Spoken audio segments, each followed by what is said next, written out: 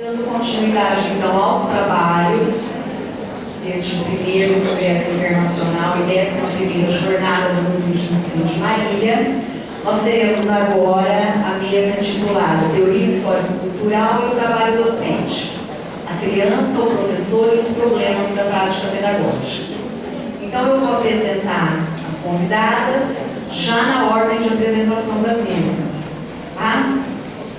Primeiramente, nós teremos a professora doutora Maria Isabel Serrão, que tem graduação em Pedagogia pela Pontifícia Universidade Católica de São Paulo, mestrado em Educação, História, Política e Sociedade pela PUC de São Paulo e doutorado em Educação pela Universidade de São Paulo e pós-doutorado pela Universidade de Barcelona. Atualmente é professora adjunta da Universidade Federal de Santa Catarina, tem experiência na área de educação, com ênfase em formação de professores. Atua principalmente nos seguintes temas: formação universitária de professores, prática de ensino, atividade e aprendizagem, estudantes de pedagogia, teoria da atividade e movimento dos trabalhadores rurais sem terra. Eu convido a professora a compor a mesa.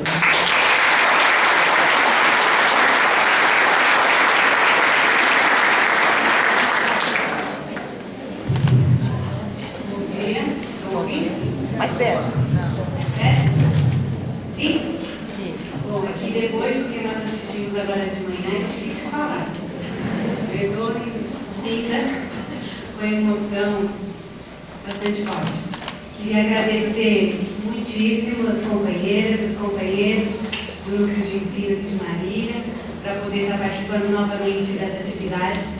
É uma atividade bastante instigante, provocadora, que faz com que cada vez mais a gente possa estar acreditando que é possível formar coletivos, mesmo estando distantes geograficamente. Então, eu gostaria muito e sinceramente de agradecer o convite, agradecer a presença de todos vocês e a oportunidade de poder ouvi-los assim que concluirmos as nossas exposições. Eu peço licença também para que eu possa cumprir o tempo, né, apesar de não querer mais pensar no tempo, como a senhora nos ensinou agora há pouco, e poeta também, mas nós precisamos cumprir esse tempo hoje. Então, eu peço licença de ficar fazendo leitura de alguns dos slides que serão apresentados. Obrigada. Bom, inicialmente, eu gostaria de dizer que o que eu vou estar apresentando aqui é parte e produto, processo e produto, de dois coletivos dos quais eu participo já há bastante tempo, que é o Grupo de Estudos e Pesquisas sobre Infância e Educação em Escola, GPE, coordenado pela professora Juscelena Quinteiro, vinculado à Universidade Federal de Santa Catarina, e o Grupo de Estudos sobre Atividade Pedagógica, vinculado à Faculdade de Educação, coordenado pelo professor Manuel Oswaldo de Moura, que amanhã vocês terão a oportunidade de ouvir. Eu gostaria de estar deixando claro que pelo menos parte do que eu vou estar apresentando aqui, é esse processo de produto desses dois coletivos. Também gostaria de iniciar dizendo de onde parto. Vou estar apresentando aqui alguns tópicos relacionados às reflexões sobre as implicações da teoria histórico-cultural e o trabalho docente, e partirei especialmente de explicitar o lugar social do qual eu ocupo, da condição de trabalhadora em educação, ensino público superior, professora de prática de ensino na Escola de Ensino Fundamental, pesquisadora das relações entre infância, criança, educação e escola e atividade pedagógica sob o referencial da teoria histórico-cultural. E, principalmente, parto do lugar daqueles que compartilham o desafio e o fardo do tempo histórico, como o Mesaros nos apresentou e analisou. E do lugar daqueles que compartilham a alegria e a dor de pertencer a movimentos sociais de luta política e ideológica. Vocês devem saber que nós, professores das universidades federais, Estamos em greve desde maio. O governo federal insiste em não estabelecer negociações que atendam às reivindicações. Eu gostaria aqui de mencionar que estou em atividade de greve, né? E na perspectiva de que também hoje, ontem e hoje, em vários lugares do país estavam acontecendo as assembleias regionais do nosso sindicato antes, e também participo do movimento dos trabalhadores rurais sem terra na condição que eles denominam de amigos do MST. Então, no trabalho já de algum tempo também. É diante deste momento que vivemos que reavivar a perspectiva revolucionária passa a ser uma necessidade histórica. E concordando com Lenin, ou ainda concordando com Lenin nesses tempos atuais, não há prática revolucionária sem teoria revolucionária. Então, o que eu penso em estar apresentando aqui é a perspectiva de compreender a teoria histórico-cultural como uma teoria revolucionária para a nossa prática revolucionária.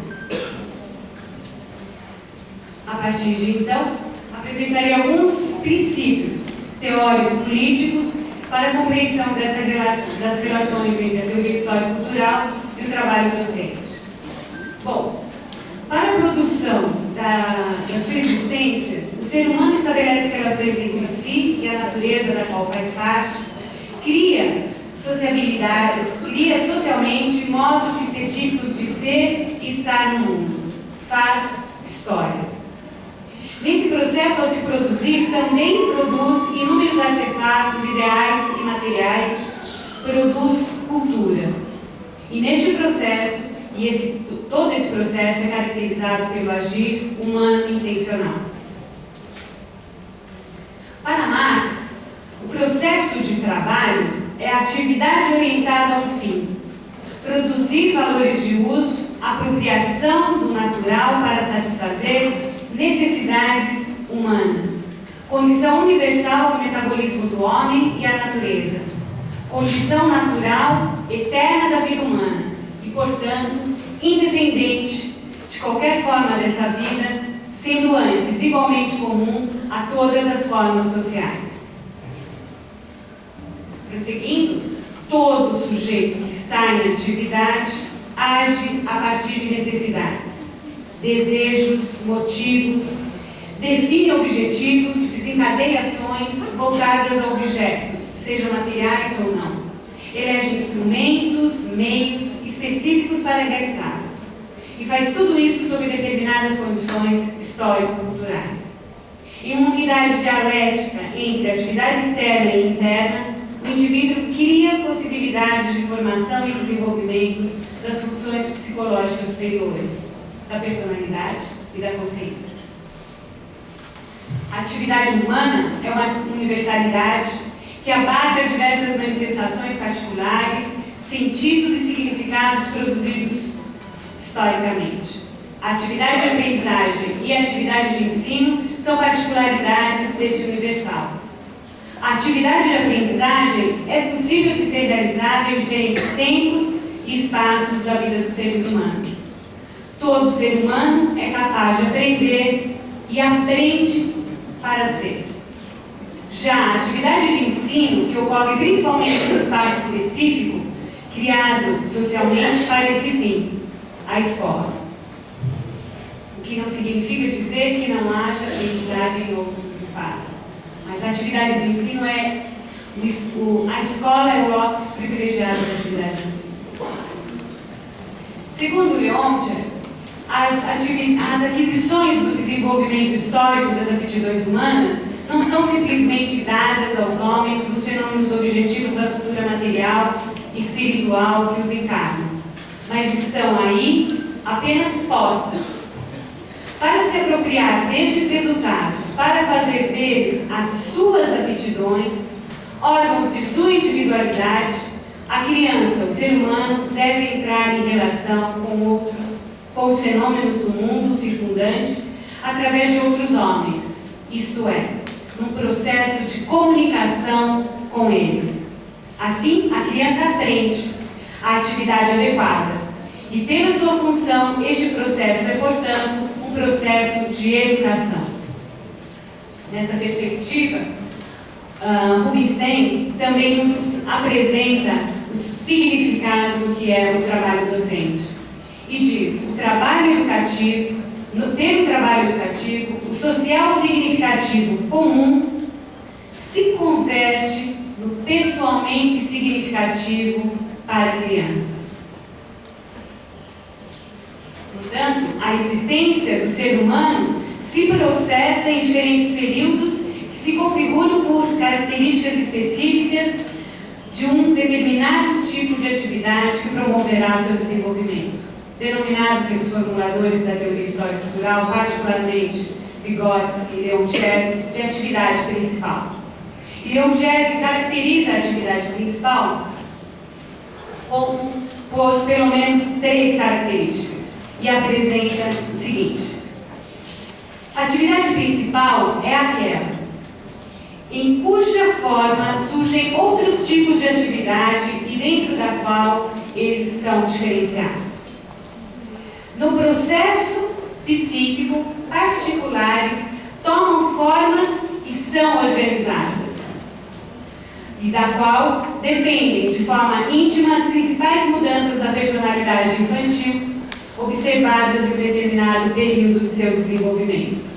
Portanto, a atividade principal não é aquela que necessariamente é a mais frequente num determinado período de vida do ser humano, mas aquela que atende essas 3 características. Assim, para nós professores, que atuamos com crianças dos anos iniciais do ensino fundamental, é importante considerar, principalmente, 2 das atividades principais: a brincadeira e o estudo. Para Vygotsky, na brincadeira, a criança está acima da média da sua idade, acima do seu comportamento cotidiano. Na brincadeira, é como se a criança estivesse numa altura equivalente a uma cabeça acima da sua própria altura.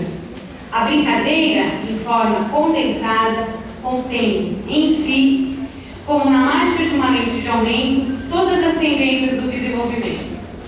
Na brincadeira, a criança parece tentar dar um salto acima do seu comportamento comum. A relação entre brincadeira e desenvolvimento deve ser comparada à relação entre instrução e desenvolvimento. E aqui eu estou tomando a tradução da professora Zoya Prestes, por isso instrução. Né? Por trás da brincadeira estão as alterações das necessidades e as alterações do caráter mais geral da consciência. A brincadeira é fonte de desenvolvimento da zona de desenvolvimento iminente, ou zona de desenvolvimento proximal, como vocês conhecem.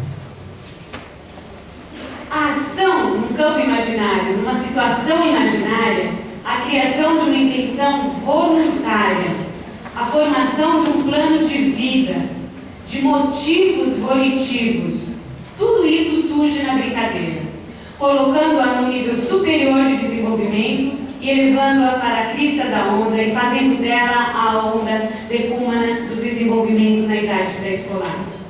O que se eleva das águas mais profundas, porém relativamente calmas.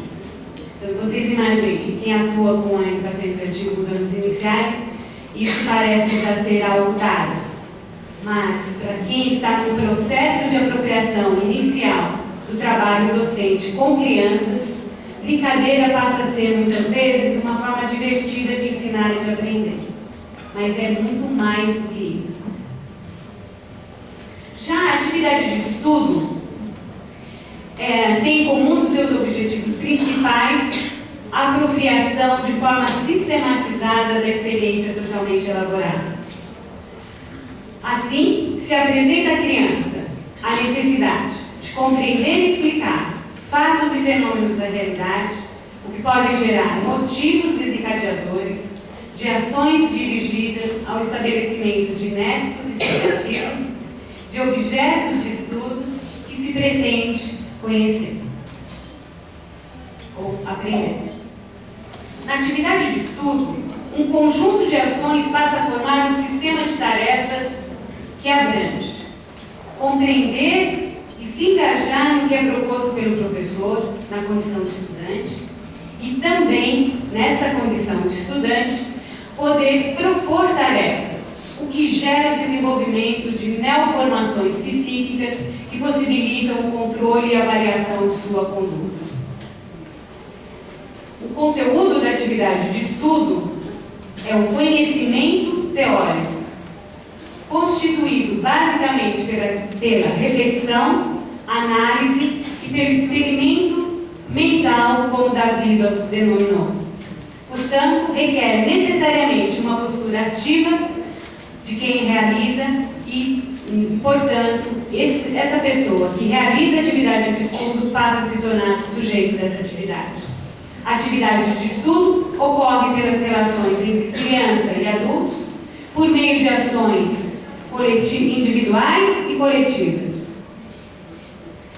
Na atividade de estudo se realiza o processo de reprodução pelo indivíduo dos processos historicamente formados de transformação dos objetos da realidade circundante, dos tipos de relação dirigida a eles e o processo de conversão destes padrões socialmente elaborados em forma de subjetividade individual. Portanto, se estuda não para ser mais sabido, não é? Se estuda para se constituir como ser humano, para que se possa oferecer a promoção da apropriação do legado humano às novas gerações.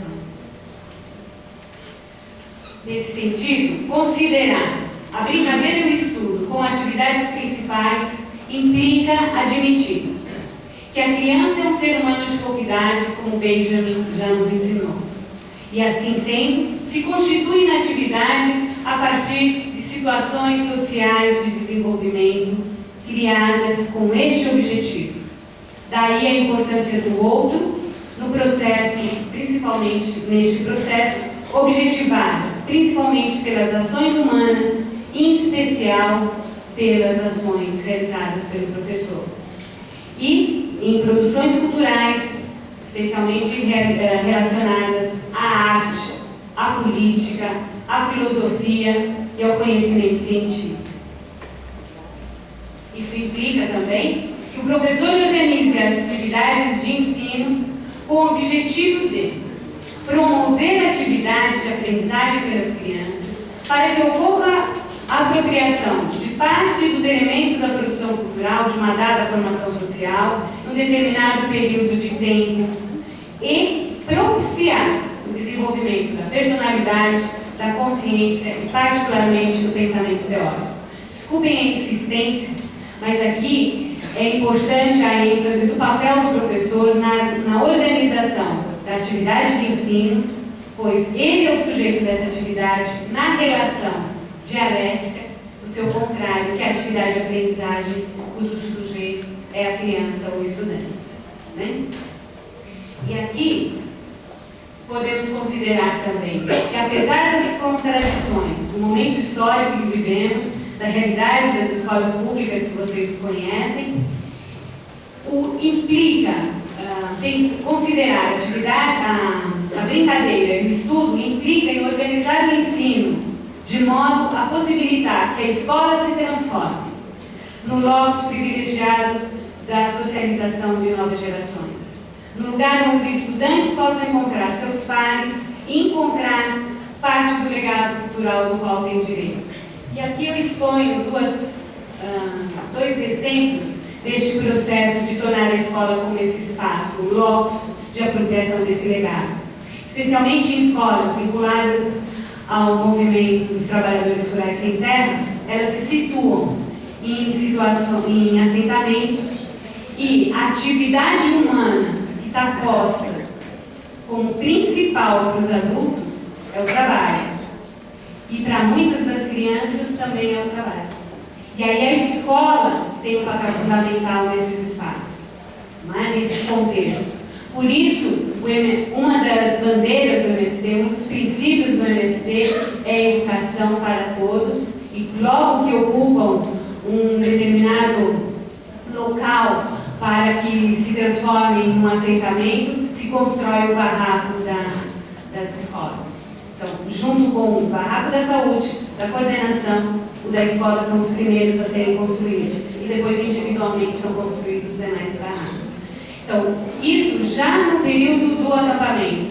Aqui é uma foto que remete já a um assentamento que tem a escola já exercitando seus princípios. E aqui a brincadeira está presente com o conteúdo da atividade de aprendizagem, com o conteúdo da atividade de ensino. Não no sentido de ser um instrumento, mas ser um legado a ser apropriado por essas novas gerações, como atividade principal delas. Ao mesmo tempo, as escolas itinerantes que passam a tomar aquele tempo que essas famílias estão nos acampamentos também como um espaço de apropriação do ler, escrever, contar e os demais legados que a escola possa oferecer. Bom, considerar a brincadeira e o estudo também implica organizar o ensino de modo a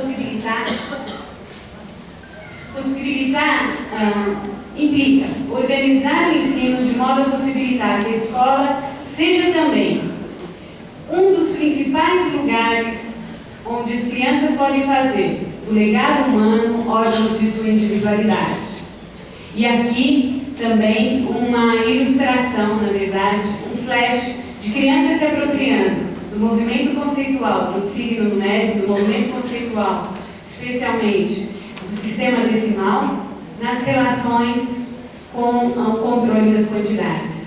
E abaixo, ela se apropriando da estrutura da narrativa visual para poder estar contando a partir do que já haviam escrito sobre o que pensavam e o que sentiam ali, vivendo no assentamento e as perspectivas que se tem a partir da escola. Ao mesmo tempo, e enfatizando o que a Sueli sempre nos ensina, que a escola deve ser o lugar onde podem ocorrer as máximas apropriações das qualidades humanas.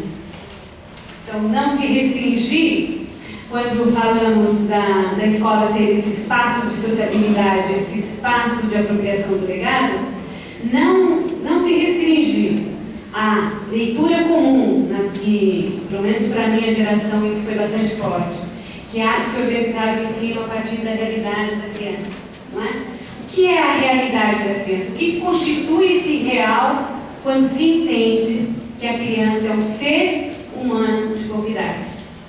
Não é? E como que ela vai produzir essa apropriação e, ao mesmo tempo, como que a escola vai oferecer os instrumentos para que ocorra esse processo? Não se restringindo aos limites geográficos físicos que estão postos ali. Ao mesmo tempo, considerar a brincadeira e o estudo implica em considerar a escola como lugar daqueles que buscam produzir sujeitos capazes de compreender o que as crianças dizem em seus olhares, gestos e palavras, como aqui estão postos.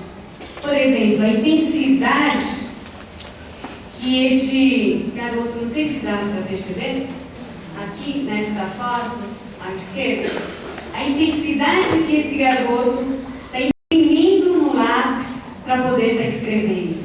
E o que será que ele está escrevendo e como será os procedimentos, as ações que os professores podem estar desencadeando para entender o que eles querem dizer. Para além do que está posto na palavra, mas também considerar o que eles estão escrevendo como uma forma mais elaborada do que apenas o gesto, como ele já está comumente, como está comumente presente no seu cotidiano. Ao mesmo tempo, nesta outra foto aqui, as crianças discutindo o roteiro daquele filme que elas estavam produzindo. Não é? Então, o que a professora tinha que oferecer? O que é um roteiro? Quais são as ações necessárias para se constituir uma narrativa visual? A base ainda é escrita. Não é? Tudo que aparece na TV tem um texto. Não é? Tem uma intenção. Portanto, ou que conjunto de ações constituem essa atividade de aprendizagem e particularmente a atividade de estudo que estava sendo realizada aí na escola. Agora, é extremamente difícil exercitar esses princípios, porém, ter a possibilidade no horizonte dessa perspectiva faz com que a finalidade se apresente diante do sujeito, não é? A finalidade educativa e a finalidade tanto da atividade de aprendizagem como da atividade de ensino. E para muitos, por exemplo, agora nós também estamos atuando em escolas na periferia não, no centro de Florianópolis, que para muitos Florianópolis é a capital da qualidade de vida, é a capital turística do Mercosul, mas há muitos pobres em Florianópolis, não é? Que são escondidos no verão, mas eles existem. E as escolas que estão postas, especialmente... Estão disfarçados, escondidos, não aparecem nos negros dos pobres em Florianópolis, mas eles existem, estão confinados nos morros, não é? E nas escolas que estão aí. Então, muitas vezes, o estudante que entra na Universidade Federal não percebe a existência dessas crianças. Então, por isso, compreender que a escola é o espaço para poder também ler o que estes jovens ou essas crianças têm a nos dizer.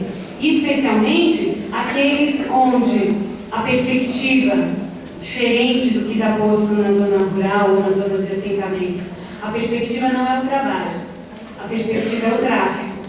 Né? Então, como conciliar essa finalidade e essa formação de sentidos para a sua atividade na escola?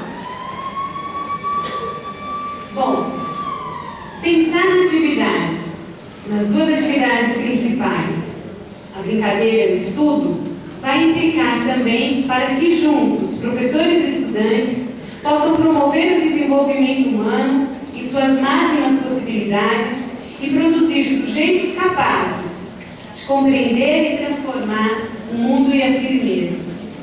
E aqui, um dos exercícios também dos princípios da educação do movimento é aliar os processos educativos e os processos produtivos, a unidade entre teoria e prática. E aqui é um dos exemplos numa escola pública, rural, onde isso foi possível ser exercitado pela mediação da atuação dos estudantes universitários que estavam se formando na prática de ensino na universidade. Bom, diante de tudo isso, lógico que há inúmeros problemas e agora nós vamos entrar numa segunda parte do título dessa mesa. Que problemas advêm dessa prática pedagógica? Bom, se nós temos como horizonte construir a educação na perspectiva histórico-cultural, com o referencial da teoria histórico-cultural, nos deparamos com o quê? Que é de conhecimento de todos, mas gostaria de enfatizar.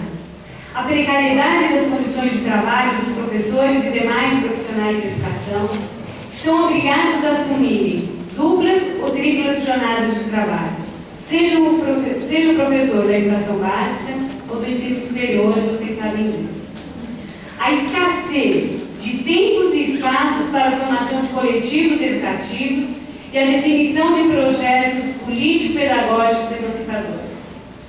Como formar a atividade, nesse sentido que estamos apresentando, verdadeiramente humana, com todos os componentes que a constituem, sem ter tempo e espaço. Duas variáveis já há muito tempo mencionadas na filosofia e na constituição do ser, não é? Como que podemos nos constituir sem ter tempo e espaço reservados para essas ações vinculadas às duas atividades? Ao mesmo tempo, o conteúdo, como já foi mencionado aqui esta semana, o conteúdo das atividades de ensino e de aprendizagem vem sendo definidos pelos resultados dos processos avaliativos impostos pelas políticas educacionais brasileiras e internacionais. Não é? Todas as provinhas Brasil, Saresp, aqui, não é? Aqui de São Paulo, não é? Em Santa Catarina também.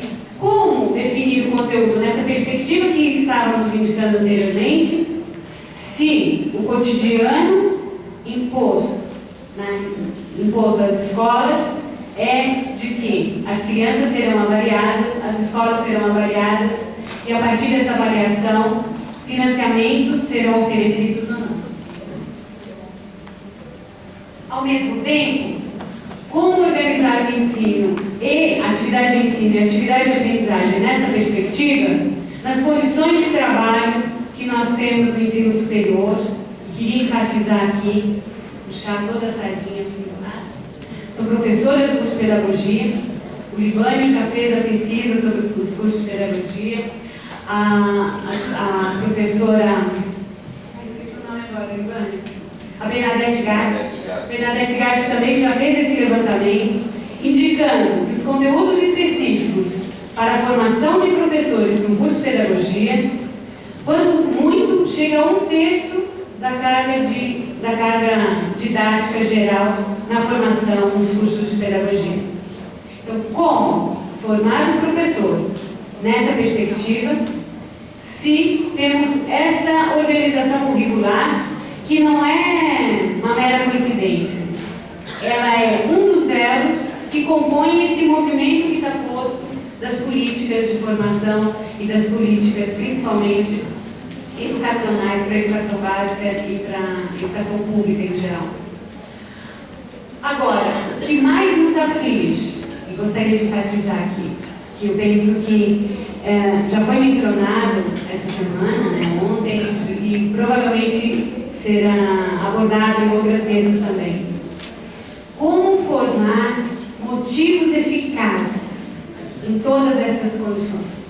Motivos eficazes para o professor realizar sua atividade de ensino e motivos eficazes para que os estudantes possam aprender e brincar.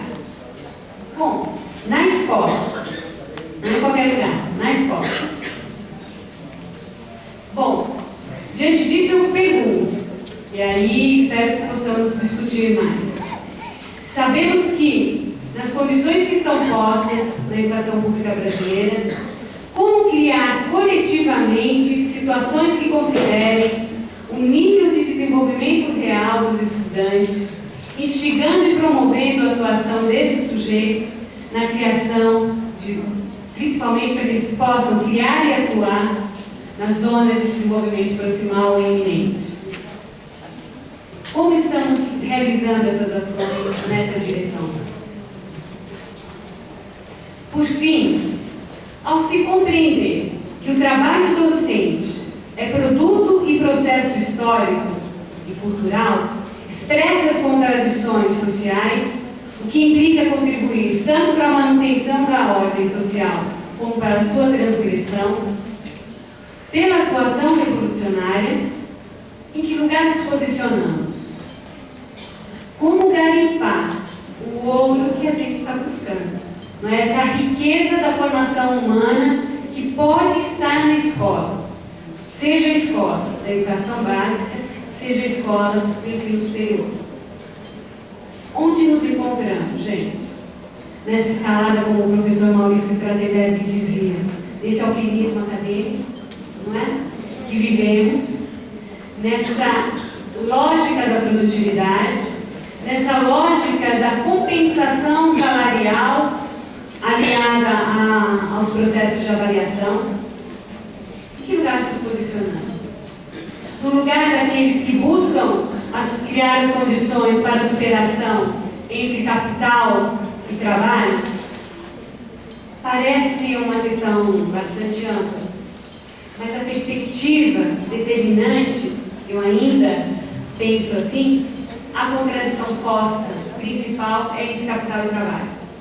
Então, como nos posicionamos para que todas as outras ações sejam desencadeadas nessa finalidade que está posta? Tanto, não é, numa contradição posta imediata de tensão, como numa perspectiva que ainda, apesar das condições, das contradições que os movimentos sociais vivem hoje, ainda está posto como uma alternativa. Que instrumentos são esses que nós precisamos nos apoderar? Alguns movimentos sociais já os têm, e nós? Será que estamos no mesmo lugar daqueles que buscamos com os movimentos sociais, com as crianças, com os professores, produzir modos de ensinar e de aprender na escola, nessa perspectiva histórico-cultural? No lugar de quem aprendeu com Walter Benjamin que o puído casaquinho de verão contra o forte, o cortante vento do inverno usado pelas crianças proletárias nos ensina muito sobre a realidade social quando se busca produzir uma pedagogia uma pedagogia comunista. E aqui eu lembrei da pedagogia da educação progressista do Slideres. Ele faz a mesma pergunta. Já tivemos a proposta da educação tradicional, tivemos a proposta da educação da escola nova. Ele pergunta, nas experiências socialistas, o que temos? O que temos a aprender com ela? E o Walter Benjamin nos provoca. E gostaria de enfatizar aqui, especialmente nós que trabalhamos com as crianças, que criança nós vemos? Aquela, por exemplo, que essa criança está vendo refletida na vitrines, né? Porque muitas vezes quando a gente fala da criança vista como reprodução do adulto, nós pensamos nas crianças do Velázquez, não é? Da princesa Margarida, não é? Hoje nós vivemos e vemos na mídia, na moda, na propaganda, as crianças com uma adulto em miniatura. São essas crianças que estão diante da gente? As crianças que já usam salto alto, as crianças que já usam maquiagem nos anos iniciais. Não estou aqui discutindo a estética, tá vendo? Mas discutindo o princípio ético da Constituição de compreender a criança como um ser humano de pouca idade.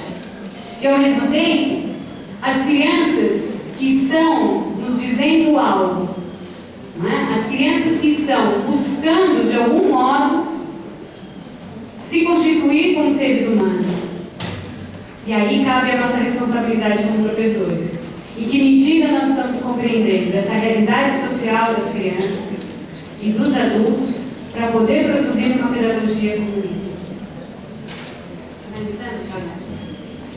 Última pergunta.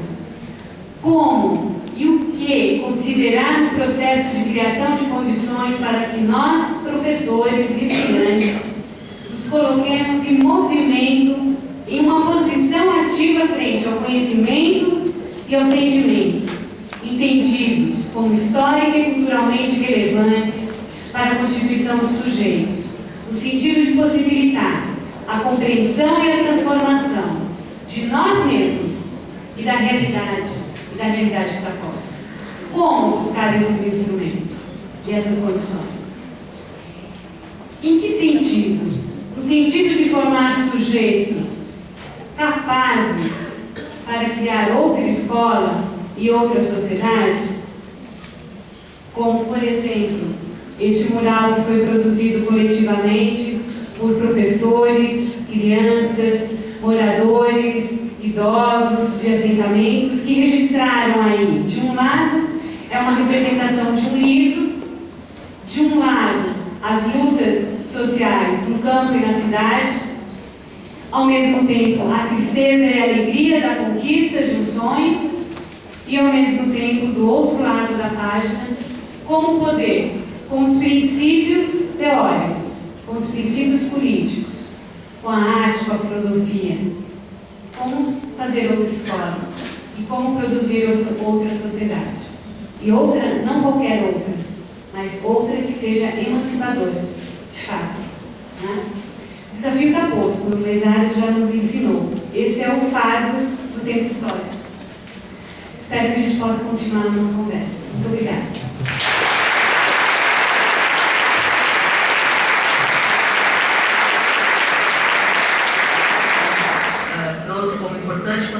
Para a gente pensar o nosso trabalho, a minha fala se coloca como da necessidade da guerrilha no ponto de chegada para a concretização desse trabalho humanizador que o professor precisa fazer na escola, que tanto a Bel como a Silvana apontaram. Então vou falar um pouco da importância e da necessidade da apropriação da teoria histórica cultural como um instrumento de trabalho para o professor, do trabalho docente, e numa perspectiva de formação das crianças para serem o máximo. E depois quero tocar uma questão que eu considero fundamental, que é isso, que é a questão das relações entre adultos e crianças na escola. Eu quero começar por lembrar uma imagem que circulou pelos jornais, aí em meados de julho, que foi a fotografia do anúncio, né, numa sociedade internacional de física, do anúncio dos resultados das pesquisas sobre o bóson de Higgs, esse elemento da física que comprova agora, que explica a existência da matéria. Esse bóson foi chamado, de uma forma um pouco estranha, de partícula Deus, né? Na verdade, ele demonstra a não necessidade de Deus, porque ele explica a origem da matéria. Mas essa foto dos físicos reunidos para esse anúncio me suscitou uma ideia que deu uma inveja enorme, né? É que eu fiquei pensando que no dia seguinte a esse anúncio não haveria nenhum físico em nenhum lugar deste planeta que continuaria os seus trabalhos sem considerar essa importante descoberta da física. Na educação não é assim, né, gente? Daí a minha inveja, né? Por mais que a gente tenhamos feito pesquisas, demonstrado, discutido, palestrado sobre a necessidade da atividade das crianças no seu processo de aprendizagem,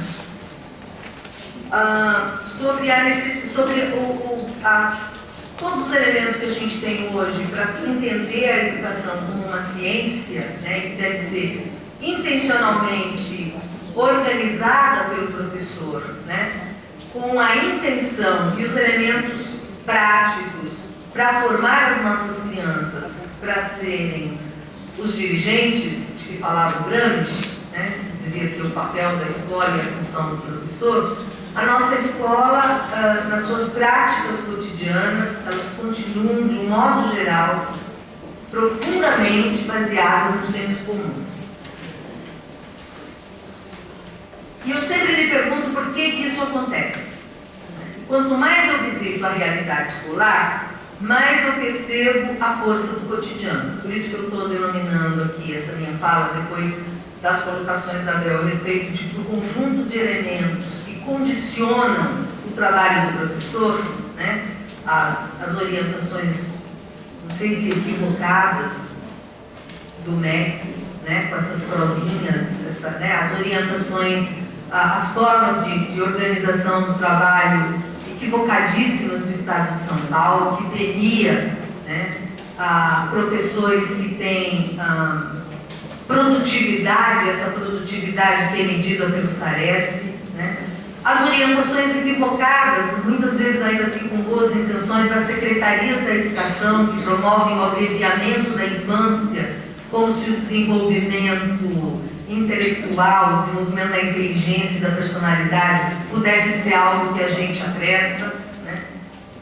Mas quanto mais eu visito essa realidade escolar, mais eu percebo essa força que essas ideias sem fundamentação científica têm na escola. A essa mesma força do cotidiano se refere o John Reed, autor do livro Os 10 Dias que Abalaram o Mundo, quando ele testemunha ocular da Revolução Russa de outubro de 1917, né, ele diz que depois dos 10 dias que abalaram o mundo, no 11º dia, todas as pessoas continuavam a fazer fila na padaria para comprar o pão. A Revolução tinha abalado o mundo, mas não tinha abalado a força do cotidiano. Então, essa cotidianidade na escola, ela se materializa sob a forma de uma cultura escolar, né? Essa coisa do sempre foi assim. E faz com que, apesar de discutirmos sobre a necessidade do ambiente escolar, refletir a cultura humana historicamente acumulada nas suas máximas possibilidades, nas suas formas mais elaboradas,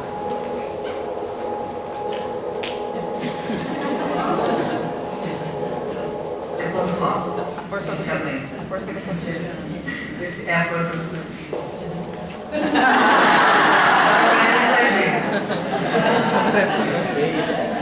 Agora o cotidiano está querendo que a gente faça alguma coisa contra isso. Bem.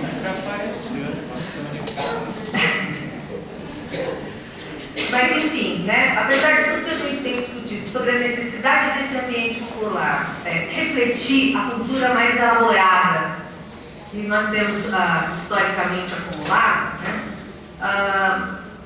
E que essa cultura esteja apresentada na altura dos olhos e das mãos das nossas crianças, né? Para promover vivências que resultem em saltos qualitativos no desenvolvimento da sua consciência, no desenvolvimento da sua personalidade ou no desenvolvimento da sua inteligência. Apesar dessas ideias, as nossas escolas da infância e do ensino fundamental e também as nossas escolas de ensino médio e até as nossas universidades, elas continuam a ter a cara de hospital, com suas paredes vazias de objetivações infantis, vazias das produções humanizadoras da cultura, salas sem livros, salas sem mapas, salas sem referências ao lugar e ao tempo histórico que as pessoas vivem, sem referência às histórias pessoais das pessoas que passam ali a maior parte do seu tempo, sem referência aos processos de aprendizagem que acontecem ali e às experiências que são vividas por todos ali na escola. Apesar de todo o avanço tecnológico em outras áreas, nossas salas de aula continuam a conter mesas e cadeiras e lousa e um professor que responde, em geral, perguntas que ninguém fez. Eu sempre me pergunto por que essa resistência à mudança de um modelo que já tem dado inúmeras provas do seu fracasso. Vejam-se o conjunto dos testes, né, e da nossa produção nesses testes nacionais e internacionais. Eu entendo que se a gente quiser encarar uma pesquisa sobre o índice de pessoas que de fato manejam o domínio da leitura e da escrita no nosso país, nós vamos ter que nos assustar com um número que deve beirar os 30%. Se a gente somar os índices oficiais do analfabetismo, desculpe os oficiais, não, os reais, mas os índices de analfabetismo funcional que tem sido produzido cotidiana e insistentemente pelas nossas escolas, é esse o número que a gente vai chegar, uma questão de somar. Então, mas as escolas, apesar desses dados, né, as escolas com as suas filas, com a sua voz monótona, com as suas regras rígidas, com as suas cópias de calendário, de cabeçalho, né, feita por todas as crianças ao mesmo tempo, e tomando um tempo enorme dessa relação que a criança podia estar estabelecendo com a cultura acumulada historicamente na escola. Essa escola continua acontecendo. Né? E eu me pergunto, como mudar isso? Tenho me perguntado ao longo da minha carreira de professora, de militante, de intelectual preocupada com o destino desse país, com a produção de uma nação, como dizia o Darcy Ribeiro, a produção de uma nação com muitas humanidades, nessa que talvez seja a província mais bonita da Terra. Salve, Darcy. Mas para reverter esse triste quadro da escola, que ocupa o tempo das crianças, sem cumprir o seu papel humanizador, eu venho desenvolvendo uma contribuição que tem orientado a minha atuação. Essa compreensão é de que falta na formação dos nossos professores, e aqui é uma discussão para a gente fazer realmente na academia, falta na formação dos nossos professores a apresentação de uma teoria que dê conta do professor analisar o processo pedagógico, processo educativo, e a partir daí criar as condições para que o professor e a professora possam interferir intencionalmente nesse processo de educação, de humanização, para formar e desenvolver nas nossas crianças as qualidades humanas nas suas máximas possibilidades. Formar as crianças, como dizia uma Mayakovsky, gente para brilhar e não para morrer de fome. Foi, não à toa, assumido como mote pelo Fórum Paulista de Educação Infantil. Bem, essa compreensão que eu tenho estabelecido a partir da minha própria experiência como professora, que um dia fui formada por uma universidade pública, imediatamente passei num concurso público do Estado para ser professora de língua portuguesa.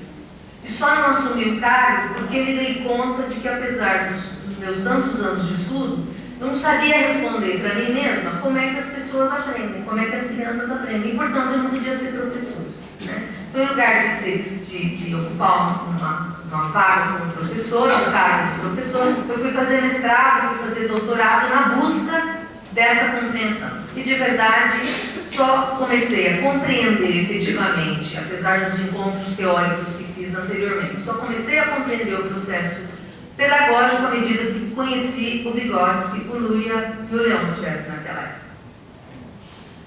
E também vou tendo certeza, né, dessa...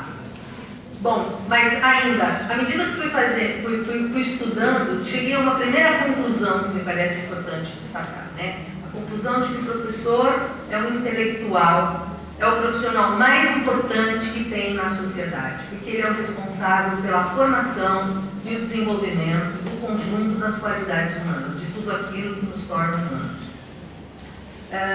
Desde então, eu tenho me dedicado à formação de professores, durante algum tempo ainda na formação inicial e agora mais essencialmente na formação continuada, e tenho me proposto a apresentar aos professores uma teoria para pensar, para orientar, desculpe, o pensar e o agir docentes. Que a teoria histórico-cultural tem um papel essencial na compreensão do processo educativo, fica claro para mim nas falas que eu ouço de professores, professoras, pais e mães, quando eu participo e apresento para eles essa teoria, seja num curso, seja numa reunião de pais, e eu trago algumas falas deles. Alguém que diz assim: se ao educar os meus filhos eu soubesse o que eu sei hoje, eu faria tudo diferente. Essa, para mim, é um indicador da potência da teoria. Depois desse curso, outra fala, eu fico me sentindo um pouco culpada, pensando quantas portas eu poderia ter aberto para os meus alunos e eu não abri. Um outro, vou percebendo que tenho feito tudo errado e já começo a me relacionar diferente com as minhas crianças a partir de agora. E alguns mais engraçados dizem: tem algum setor por aqui onde a gente possa fazer uma solicitação de começar de novo com os nossos alunos? Então, essas falas são para mim indicadores da potência da teoria histórico-cultural, ao mesmo tempo que são um indicador da ausência de uma teoria que fundamente para os nossos professores o seu pensar e o seu agir. Entender que a teoria, e perceber que a teoria é esse agente potencializador da ação do professor, não significa que nesse processo de apresentar a teoria dos professores a gente também não enfrente um conjunto de dificuldades, né? Eu queria comentar pelo menos dois, né? Primeiro, a necessidade de apresentar uma visão teórica como um conjunto articulado de conceitos, de modo que a teoria não pare para o professor no nível do anúncio. Ele não se torne um elemento apenas verbal, mas que ele se torne um instrumento da reflexão e da prática concreta dos professores. Isso é um pouco o que eu estudei no meu mestrado, né? O título do meu mestrado é A Teoria na Prática é Outra, né? E a grande conclusão que eu aqui cheguei depois do meu mestrado é que não é que a teoria na prática seja outra, como o dito popular anuncia. É que quando a gente não tem elementos mediadores para concretizar a teoria sobre a forma de prática, a gente continua a realizar a nossa prática com base no senso comum, ainda que a gente anuncie uma teoria que de verdade na prática ela não se concretiza. Então, o nosso desafio então, ao apresentar uma teoria dos nossos professores é fazer com o professor, com a professora, um movimento entre a teoria e a prática. Eu tenho procurado estabelecer com os meus colegas professores esses elementos mediadores que concretizem a teoria por meio de uma atividade de reflexão sobre os conceitos teóricos que a gente vai discutindo nos processos de formação, né? De modo a estabelecer com os professores uma relação consciente do impacto desses novos conceitos sobre as ideias, sobre os conceitos que eles já utilizam, ainda que muitas vezes não estejam explícitos, né? E em seguida, né, então a partir dessa compreensão da teoria, né, compreensão dos conceitos no universo da teoria, da percepção do impacto desses conceitos sobre as ideias e sobre os conceitos de cada um. Em seguida, eu procuro fazer um movimento de pensar como esses novos conceitos, sob a forma de novas intenções, mexem e impactam a prática que os professores já vêm desenvolvendo. Então, na perspectiva de já apontar, a partir do seu próprio movimento de reflexão, né, e de reflexão sobre a sua prática, sobre os seus conceitos, movimentos dessa nova prática que possam cada vez mais se aproximar da teoria e de reproduzir ou produzir uma teoria apropriada desses professores, né? Uma teoria na primeira pessoa. Entendo que essa é uma forma de enfrentar uma outra dificuldade que eu percebo no processo de formação docente, numa perspectiva que se queira humanizadora e desenvolvente, que é a questão da necessidade de criarmos motivos dos nossos professores para essa apropriação teórica. Eu percebo que uma teoria que começa a ser um instrumento da atividade docente, ela vai criando a necessidade do seu aprofundamento, pois ela possibilita a constituição da docência como uma vivência, naquele sentido da Perejivani, né? Da vivência que promove um salto no desenvolvimento da consciência do sujeito, né? Um salto de qualidade na consciência do professor. Em outras palavras, eu entendo que o potencial humanizador da atividade contribui para a criação de atividades humanizadoras. E dado o conjunto de elementos envolvidos nesse processo de aprender, que a Silvana e a Bel já vieram apontando aqui, né? A necessidade da criança estar em atividade, né? Da criança, portanto, estar motivada, né? Dela estar afetada pelo objeto do conhecimento, né? Dela estar em comunicação com a cultura, que é a fonte das qualidades humanas, né? Comunicação essa que é socialmente constituída e mediada na escola pelo professor. Cresce para mim a compreensão de que o professor que dá conta de organizar essa situação educativa, estou lembrando aqui o professor Labarré ontem à noite, organizar essa situação educativa orientada para o desenvolvimento, esse professor é um intelectual e é um investigador, essencialmente, né? E assim ele precisa ser tratado e assim ele precisa ser formado. Nós precisamos dar conta dessa formação.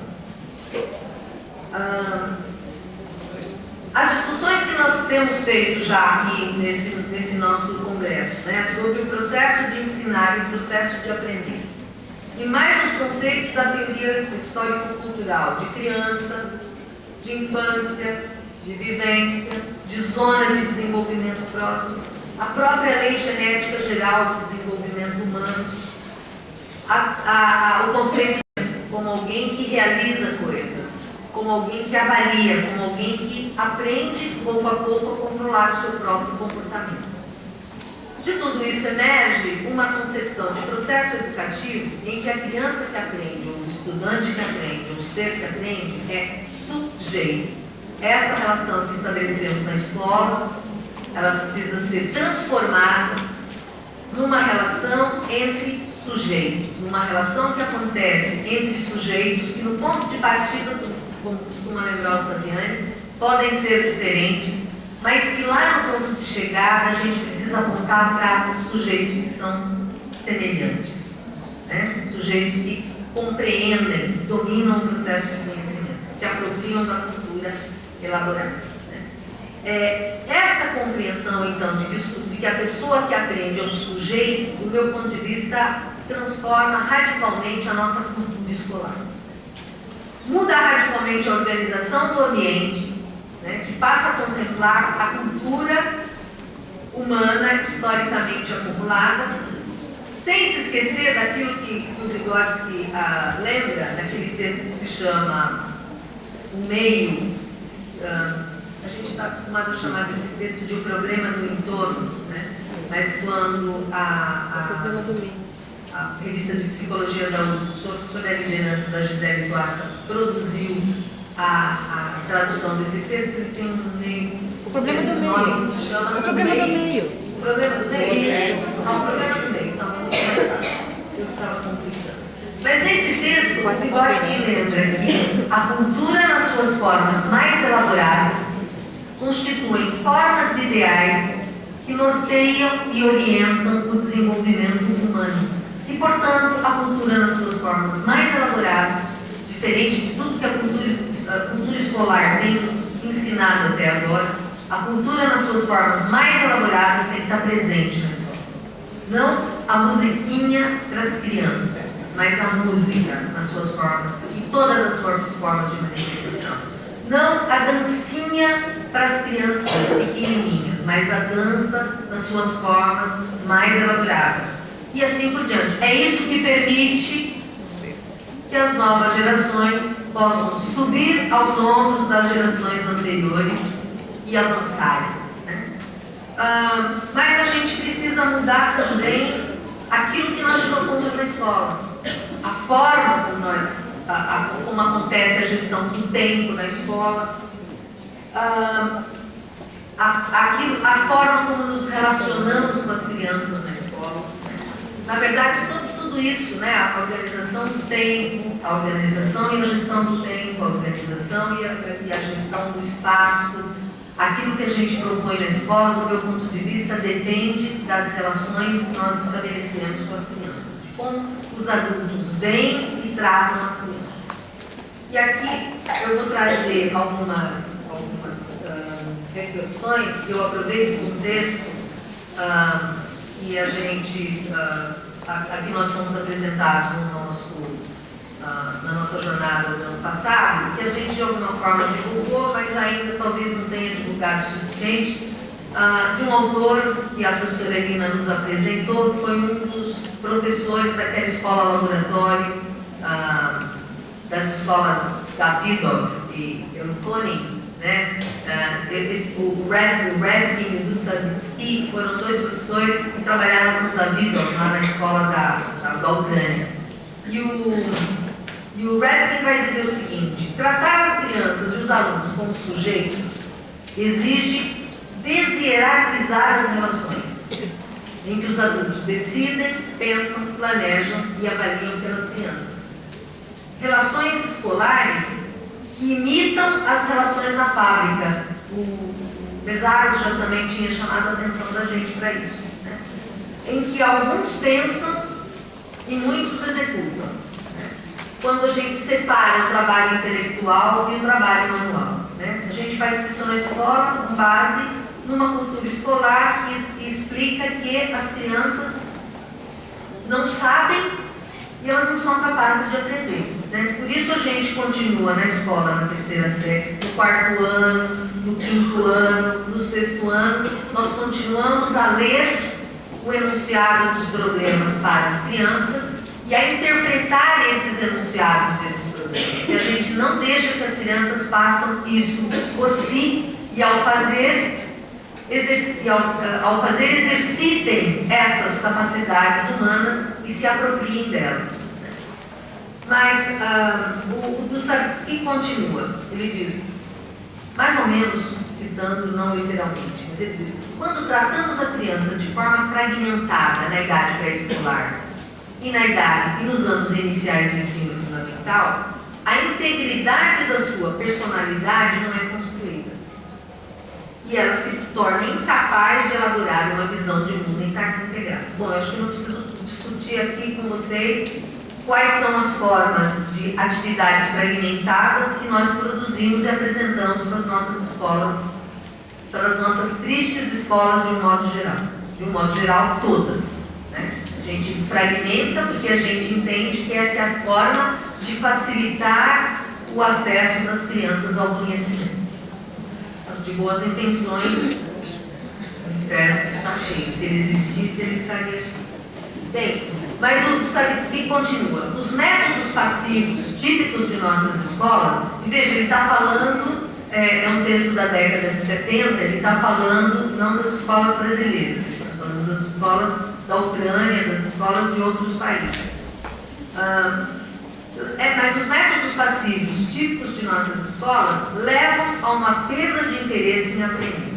Em outras palavras, ao fazer da criança um objeto do ensino, a alienamos de seu próprio desenvolvimento, a alienamos da escola e mais tarde da sociedade. Por outro lado, ele diz, quando a criança ou o aluno é sujeito de sua educação, sujeito e objeto da sua atividade, como falava ontem o professor Labarrère, né? O aluno é capaz de estabelecer uma relação consciente com o processo, também pelo qual ele está passando, né? Então, quando ele não é apenas um objeto da influência do meio, mas ele é verdadeiramente um sujeito, né? Esses alunos, esses estudantes se tornam criadores. Ele está falando da experiência de 20 anos de pesquisa, né? Nas escolas que ele dirigiu e que ele participou. Ele diz, eles são criadores de si mesmos e criadores do seu meio. Os valores construídos na infância se tornam psicologicamente a base para ações futuras. Realizam uma função reguladora em todas as esferas da vida social do adolescente e do adulto. E se esses valores ensinados na escola e aprendidos na infância, né, na atividade, né, na situação, na relação sujeito-sujeito que estabelecermos na escola, se esses valores forem a iniciativa, a curiosidade, a solidariedade, a independência pessoal e a colaboração voluntária, o interesse pelo conhecimento, serão esses os valores que regularão a vida futura das crianças e dos adultos. Para isso, é preciso, do meu ponto de vista, então, enfrentar essa cultura escolar. E aí é que eu digo, né, que é uma questão que, como dizia Humberto Eco, se a gente não consegue fazer a guerrilha no ponto de partida, nós precisamos fazer a guerrilha no ponto de chegada. E ele falava isso em relação à televisão. Se a gente não é capaz de interferir lá na Rede Globo, na TV Record e etc., né, vou excluir aqui a TV Cultura, claro, né, nessa gente não precisa interferir, ela já faz um trabalho de educação e de respeito ao desenvolvimento da inteligência das pessoas, né? Mas se a gente não é capaz de interferir lá no ponto de partida, nós precisamos interferir no ponto de chegada, nós precisamos ensinar as nossas crianças a enfrentar o conjunto da ideologia que chega nela, né? O conjunto de elementos que ensinam as necessidades e motivos desumanizadores para as nossas crianças. Então, também na escola a gente pode fazer essa guerrilha no ponto de chegada, né? Eu acho que a teoria histórico-cultural é o nosso aliado para isso, né? Porque, independente da orientação do MEC, da Secretaria da Educação, da diretora, né? Dentro da escola, dentro da sala de aula, a gente pode promover uma relação humanizadora com as nossas crianças e, do meu ponto de vista, e do ponto de vista até de um acompanhamento de pesquisa não formalizada, tenho certeza que crianças que participam como sujeitos ativos do processo de aprendizagem, elas estão mais do que preparadas para passar nessas provinhas, né? E em provas muito mais elaboradas que a sociedade nos coloca todos os dias, né? Então, para isso, eu acho que é preciso enfrentar a cultura escolar. Essa cultura escolar cristalizada em que os adultos são o elemento central do processo educativo e onde tudo é feito com base no controle e no protagonismo dos adultos. eu quero lembrar só uma imagem que eu vi esta semana numa escola. Triste. E, para mim, além de torturante, é demonstradora do que nós estamos, como nós pensamos nas nossas crianças na escola. Fui visitar uma escola, as crianças iam para o intervalo, para o recreio, a professora juntou um grupo de crianças e ela saiu na frente do grupo, de costas para o espaço aberto, correndo risco inclusive de cair, né? Mas ela saiu de costas para o espaço aberto e de frente para as crianças, de braços abertos, assim, contendo o grupo, andando devagar, como a gente quando anda para trás a gente faz, andando devagar, obrigando as crianças também a andarem devagar. Fazia isso, eu entendo, com a melhor das boas intenções, entendendo que assim ela está educando as crianças para serem educadas, disciplinadas, autocontroladoras na sua própria conduta, né? Eu acho que tirar esse protagonismo dos adultos e ampliar esse protagonismo para pais e crianças é o desafio que nós precisamos enfrentar como formadores desses professores, né? Eu entendo que ensinar e aprender deve e pode ser uma experiência emocional intensa na escola, né? Para promover esses saltos qualitativos no desenvolvimento da consciência das nossas crianças e dos nossos professores. Mas isso exige dos professores e das professoras que eles aprendam, e nós como professores e professoras também aprendamos e aí eu quero lembrar os Engenheiros do Havaí, uma música que só os mais velhos se lembrarão, quando os Engenheiros do Havaí cantam uma música que diz: toda forma de poder é uma forma de morrer por nada. Ou é. Obrigada.